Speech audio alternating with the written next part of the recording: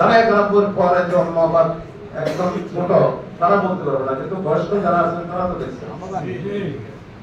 আমার হাতে এরকম গ্যাস পড়ে গেছিল, 40 দিন মোটরসাইকেল চালাইতে যাই হোক, আমরা সবাই চেষ্টা করছি আমাদের দল।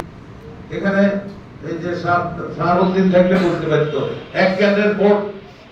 পরিষ্কার বাজার কেন্দ্রের ভোট রেজাল্ট দেয় নাই, ডিসি অফিসে রেজাল্ট দেয় নাই 4:30 পর্যন্ত, যার ফলে আমরা বলতে পারতেছি আমরা জিতছি না হারছি। আমি আসছি এখানে, আসি থানায় জিজ্ঞাসা করলাম কয়দিন আমাদের কাছে রেজাল্ট আসে নাই, সেটি চেক করি,